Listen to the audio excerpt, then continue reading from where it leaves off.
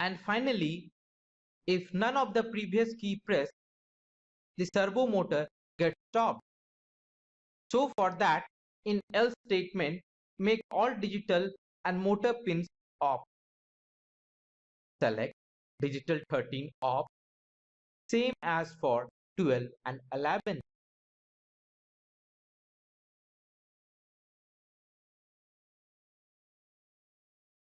For motor, select motor 8 off, drag it into the code window and place it inside the else statement below digital 11 off.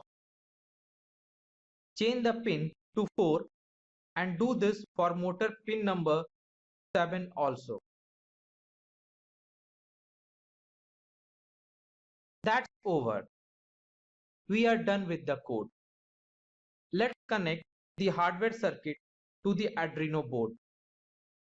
Here you can see the circuit diagram. Refer this diagram to connect it to the Arduino board. Connect it as such. Now click on the green flag and see how the project works.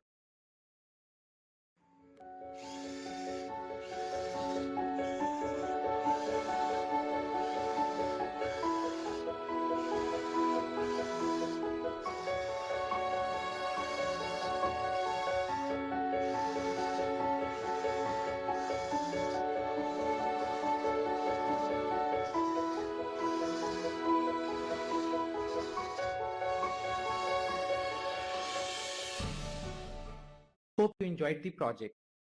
Thank you.